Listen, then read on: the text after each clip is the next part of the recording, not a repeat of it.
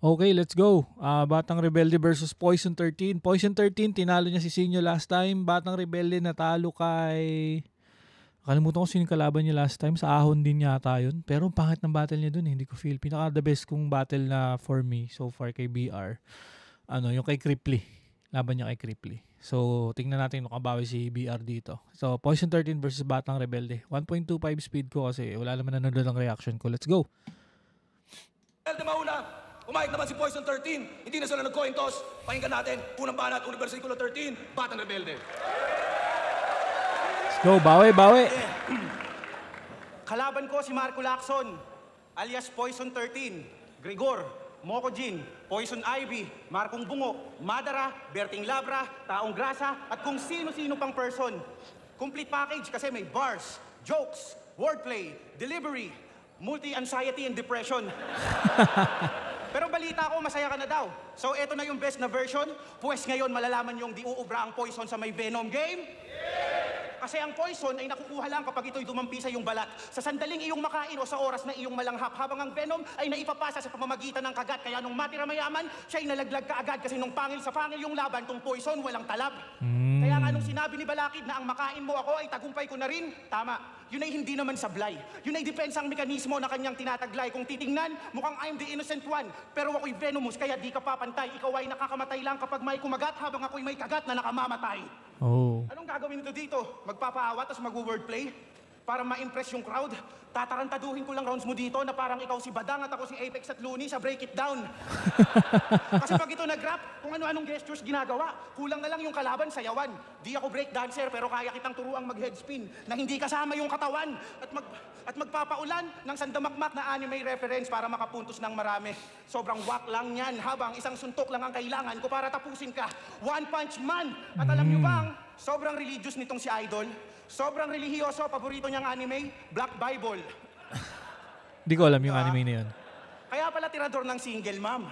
Tirador ka ng single mom, pues may mga bagay tayong dapat i-determine. Kasi yung mga binibembang mong single mom, yung edad hindi na magiging fertile. Ikaw ay lalaking para sa lahat. Pinapatos pati tindera ng balot na si Aling Merlin, habang ako, never been touched, never been kissed. Kaya nga Batang Revirgin. Cripply reference. Oo, Batang Revirgin. At wala akong pake kung magmula ngayon, yan ang maging pangalan ko. Kasi mananatili akong birhen hanggang sa mahanap ko yung babaeng papakasalan ko. Ayaw nyo talaga sa mga loyal no? Pero sa totoo lang, nakakalungkot din maging virgin. Feeling ko di ako attractive. I feel hopeless and stupid. Kaya pinili kong mag-suicide. Tinesting kong magbigti at sa di inaasahang pagkakataon, biglang naputol yung lubid. Kaya tinry kong magpakalunod sa pinakamalalim na balon at sa aking pagtalon, umangat lahat ng tubig. Anong akala mo ikaw lang? Matagal na rin akong suicidal pero yung pagkakataon di sa akin sumasang-ayon. Kaya huwag kayong magtaka kung lamunin ko ng buutong lason. Ako may pinakamaraming panalo. Paano na lang kung masaya pa ako? Ikaw na may pinakamaraming panalo, malungkot ka pa? Bakit? Naranasan mo na bang malaglag sa first round ng isa buhay sa kabila ng 3 try? Matalo kay Manda, Tipsy D at Cripply. Pero lahat yon tinanggap ko nang nakasmile kasi yung pagiging talunan, kaya kong dali na may swag at style. Kaya kung ikaw yung GOAT, ako naman yung gloat. Greatest loser of all time. Yeah! Ganda ng ending. Ba't di ko alam ba't tinutulugan eh. May ganda rin yung mga bitaw ni BR dito. So far, much better kesa doon sa last battle niya. Ganda rin ng ending, gloat. Greatest loser of all time. Let's go. Poison. Hindi ka na virgin, gago. Pero kung bakit siya naging rebelde, ito ang kwento bago siya maging ganap na enemy. Tutol si Ermat sa ka-live-in mong bantay sa bakery. Kayo ay pinaghiwalay at nawalan na ng pag-asa, kaya ikaw ay nag-alsa at kinalaban mo ang masa. Dahil sa labis na sakit ay nag-amok katang ina. Minsan na lamang magmahal pagdadamot pa ba nila? Oo, meron kang inibig at may totga ka diba? At kaya ka nagrebelde na kantot na ng iba. We're Kaya playing. ka nagrebelde na kantot na ng iba. Dati ang lagi mong dalangin, gabayan niyo po sila. Bigla na lamang daw nag-inaso kahit napusi ka. Nagrebelde sa angkan parang Itachi Uchiha nung tinutulang umibig sa nagngangalang musika. Oh. Di kita pepersonalin. Wag maggamba, walang ganon. Ba't ko dadama yung asawa mo kung di ka nagkaroon? Sayang lang ang ganda nun, pero iba aking rason. Rebelding mamas boy, hoy, arestado ka ngayon. Rebelding mamas boy, hoy, arestado ka ngayon. Silya elektrika ang hatol, tas yung venue crowded. Si Kiluwa at Kakashi kailangan counted. Si Killua at Kakashi kailangan counted. Kuryentehin hanggat hindi siya nagkukulay brown-red. Pag rebelde daw ang bata, kailangan grounded. Oh. Sino man tunay na rebelde? Siya bang tinutulan lang mag-rap para mag-aral ng husto? O kami na naglagalag at nagpaakit sa tukso? Siya bang pinagbawalan lang pero nandun pa rin Diyos ko? O kami na kusang lumayas magawa lang ang gusto? Maagang napariwarat sa bisyo na lulong agad. Habang pumapasok ang may baon at merong gulong na bag. Spoiled brat na nagnasang magkaroon ng better days habang planchado yung polot may pantasay yung pencil case. Tapos kami, laging may rayot, patalim ang laruan. Iba yung lunchbox mong dala sa naranasang baonan. Pinalaki siya ng maayos. Paano naging rebelde yan? Baon niya 500 pesos, sa akin 29 lang. Mga bata na ang tawag squatting at delinkwente. Lumaking ugaling kalye sa halip maging disente. Suwailat ni minsan di sa magulang dumipende. Ngayon sabihin mo sa akin sino ang tunay na rebelde. Ganda, ganda. Match. I think match. Pero mas, well, maganda pa rin si ender nila. Tingnan muna natin yung round 2 bago tayo mag-decide. Ang tunay na rebelde, ako si Poison K. Parang ano na to ginagaya na ni BR yung Jonah style na pabalang na lang sumagot yung rebat. Let's go. Ilan to? Napanood ko yung cover mo sa Rapstar ni Flo G. Galing. Congrats ang tindi mo. Pa-request naman baka pwede susunod mong i-cover. Yan namang bibig mo. Kasi kung may Flo G ng Litex, sino ka? Flo G na depress?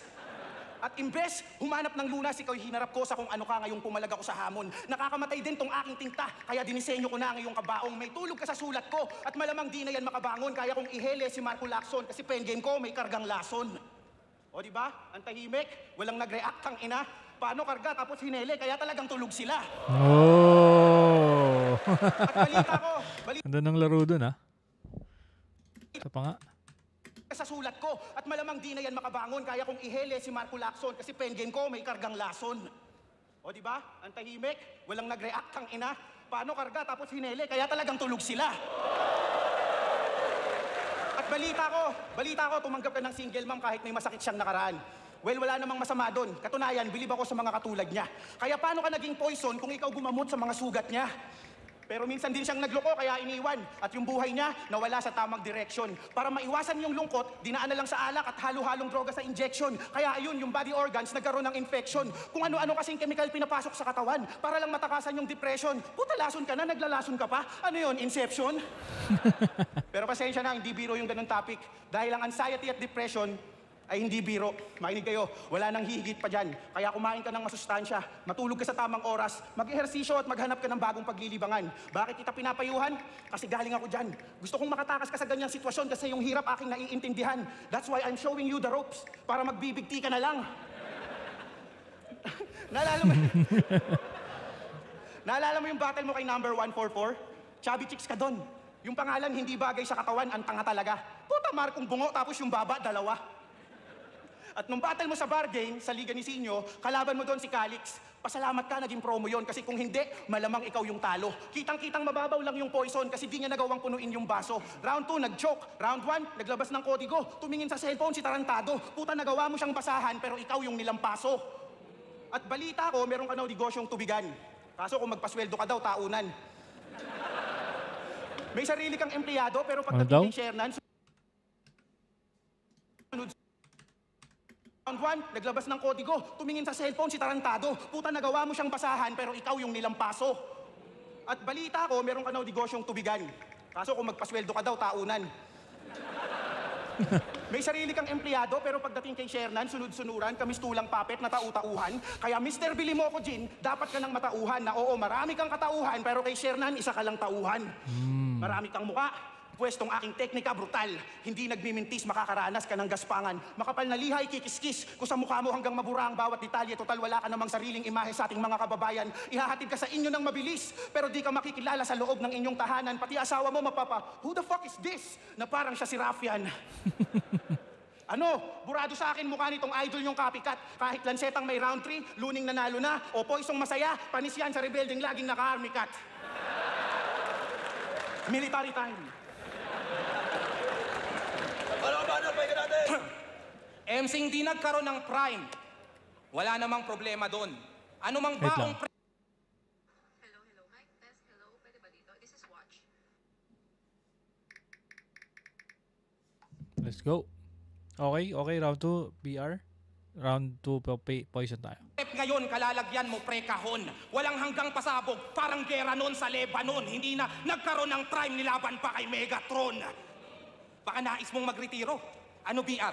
Sama mo ko? Total pag may ganito daw tiyan ay pahina na. Sana oo. Kasi kung hindi ganon, isa kang inutil, saka bobo. Kasi tumaba man tol, ganon pa rin lakas ni Sakamoto. Ikaw dati kang mataba, Sakamoto kaya days. nakakapagtaka. Kung di ka kumakain ng kalaban, papayat ka talaga. Bansag na veterano ay nakadepende sa galing. Kaya ba ang tanda mo na, batang rebelde ka pa rin? Ngayong ako naka-enkwentro, delikado ka na tol. Bitbit ang aking kargadang itinago sa baul. Pagkatutok bulag-tayan, ready na yung ataol. Etong bata, parang Efren, veterano, nasa pool. Ano, bata ka pa rin? Ano, bata ka pa rin? Kahit ganyan ka na before, di nag-evolve habang pa-hybrid na ako, parang manticore. Kung underrated kang tinuring, wag magalit kay Gregor. Paano uusad ang karera na natili kang menor? Magkaiba tayo ng labang nabubuho sa madla. Araw-araw kaarawan, di nauubos ang handa. Kung kasing sipag niya ako, malamang nauupod na yan. Pagtapos ko sa most viewed, sa walang nanunood naman. Oh, Sinyo call out. Durog kasi Sinyo, choker. Bato. Kasabayan niya ang lahat ng mga idolong dinudumog nyo. Nasayang ang binuong yugto dahil lagi lang hinuhulog to. Makontento ka, di yung pati bayag ni boss minumumog mo. Di rin naman ako sikat, pero sikat dinudurog ko. Oh. Ano mga flex na legit? Dahil si Poison walang kupas, bigay todo to palagi. Si Gregor walang patawad, papas lang kahit babae. Kung gusto nyong mas brutal, Marco Bunguang mas salbahe. Kung wala kang pangalan, pues mainggit ka sa marami. Damn. Round 2 ba, Poison? Totoo lahat ng flex niya eh. Lahat ng selfie burst niya dun, totoo eh. Well, yan na lumalabas yung differences nila. Let's go, round 3 BR. Kanina, rebelde ka. Ngayon, Megatron ka na. Kinall out niya si Apex sa semis nila ni Sixth Threat. Palibhasa yung hype ng finals, gustong-gusto niyang agawin. Di ako sikat ng haring araw, pero ako yung rising sa nifeitan yan ang dapat mong alalahanin. Kaya bilang na mga araw mo, magbuhat ng ako'y iyong kalabanin, dahil pag ako nagpasikat, di lang balat pati buhay mo magkakataning. At meron lang akong nais talakayin. Hindi ba't ang battle rap ay ang slam dunk contest ng NBA, tama? Kung saan may mga creativity at originality lang ang nagtatagumpay. Best example, Michael Jordan, nanalo ng magkasunod na taon at sa battle rap, meron tayong back-to-back champ na si Batas na ginagaya niya ng madalas. Tapos feeling alamat ka na kaagad dito, hindot ka ba? Hindi to basketball game kung saan ikaw si Kobe, nagagayahin lang lahat ng moves ni Michael Jordan, tapos automatic GOAT ka na. Kasi yung battle rap persona niya, hinati sa maraming bahagi. Example, kanina ginawa niyang Megatron, tapos si Moko Jin at si Marcong Bungo, di ba? Kaya paano kanila mamahalin ng buo? Di mo nga mabigay ng buo yung sarili mo sa kanila. Kaya sa stage, puro na lang drama. Yung performance, pang-opera, at yung crowd, ginagawang organ donor para lang makuha loob nila. Kasi kitang-kitang di kanila, hinihirang nakakaiba, at sa dami niyang katauhan ay tila ba di niya nakilala maging ang sarili niya. I-remind lang kita kung bakit underappreciated ka, kasi yung rule, number 1, dapat may originality ka. Originality daw, tas ginaya ko siya, no? Ang tawag doon, parody, na kapag in-spit ko yung line, gets nyo agad kung sino yung original. Di naman ako tulad ng iba dyan eh, mangungopia ng teknik at ideya, tapos papangalanan. Parang yung fake G-bars. Kaya dahil dyan, papasok ako sa inyong bahay. Pero hindi itong si Trece, kundi iba't ibang katauhan niya ang aking pakay. Si Moko Jin, sisibakin gamit ang palakol at yung putol na katawan sa tabi ng mga panggatong ko ihahanay. Si Marcong Bungo, mamartilyuhin sa bunbunan hanggang sa magkadurog-durog at mawalan ng malay at bilang. Ganti kay Gregor, siya naman sasaksakin sa tagiliran at papuputukan ng Glock 9. Lahat yan nangyari nang di niya alam. Palibhasa na libang at naaliw din sa kanyang pagtagay-tagay, kaya itong 13 naging 3 walang kamalay-malay. Matatapos na yung 3 rounds ko, walang stumble, nanatiling kalmado at mahinahon. Isa lang ibig sabihin nun, di tumalab sa akin tong lason. Kasi ako ang perpektong kalaban sa mga gaya-gayang kagaya mo. Puno ka ng dedikasyon, pues sa battle rap ako'y sumusugal. Kasi sa freestyle hasa ako. Bagay na hindi mo natutunan sa dinami-dami ng nakalaban mo, patunay lang na lahat kaya mong magaya, pero di mo magagaya yung kaya ko. At sa totoo lang, mas gugustuhin ko pang pumalpak bilang ako kaysa maging sikat katulad mo, pero nagpapanggap lang sa harap ng lente. Mas may tsansang ako yung mag-iwan ng marka, kasi sa sariling estilo nakadepende. Kaya sige, ikaw na ang susunod na Ending luni. to, batang rebelde. Wala nga daw sa'yo niyan, leche. Basta ako, nag-iisa, ang una't huling batang rebelde. Let's go. Ganda ng ender na yun. Pero napaldi ko na babagsak sa batang rebelde yun. Round 3, Poison. Yung linyang kitang-kitang ilang bilang ba't ang daming nainganyo? Pati si Cripply, Philos, Casper ay ginaya at ginago. Pero ito mas malala at magnanakaw aminado. Buong linya ko kinuha at halos walang binago. Bibigyan mo siya ng L at kukunin mo yung victory. L, V, ganun man body bag mamahalin. Sinabi ko na yun kay Six Threat ang ina BR malalaka. Yung linya ko kay Tipsy na kakampi na naging alay tapos binanat mo kay Manda. Kanina, yung i-remind lang kita, rule number 1. Pati ba naman yon walang yaka? Sige ngayon yung nga sabihin, walang poisong magagaya? Hindi lang yan, marami pa. Siguro di lang din 3. Baka mali lang bilang ko. At kitang ilang linya din ang inang to. Kung sa bagay, waksaritin, puro counter lang bumuhat. Hoy, kung mahusay ka mag-freestyle, magaling ako sumulat. Mali ka ng sinasalubong, puta underdog ka pa. Kakaasa mo sa counter, kumaka-counter flow ka na. Kung counter ka, ako si OD. Kada putok, tinatamaan. Sige, freestyle lang habang ako. Delivery, binabayaran. Yeah. Pero may bayad o wala, ako'y dumidiin pareho. Di magugulat sa counter kung di tumitingin sa presyo. Di magugulat sa counter kung di tumitingin sa presyo. Di magugulat Wow. sa counter kung di tumitingin sa presyo. Kaya mukhang baliktad Ayan, na ngayon. nabalik. Alam yan ang judges. Yung counter na ang magugulat tol sa dami ng punches. Teka, huwag kayong atat. May barak pa akong dalat. Umuulan na ng suntok. Bawat sapak baon lahat. Dapat wasak lamon ka at mga kakong kayat. Pagbastan nyo si Boy Tapek. Hanggang likod na yung pakat. Napabilang sa ligang mababangis ang mga tao, magabilang ang ilang putaragis at mga gago, madali lang makitang siya'y pinanis sa entablado, nagkabilang-kabilang 20 sa isko na panalo. Ganda mag-game para sa laban na. Kung flexibility, style flexibility, BR, wordplay, bars, Poison 13. Pero tingin ko, round 1, siguro tabla, round 2, BR. Round 3, round 1 tabla, round 2 BR. Round 3, ang hirap Pero tingin ko, Poison mananalo dito. Universal 13. Mag-ice pang beses para kay Poison 13 at Batang Rebelde.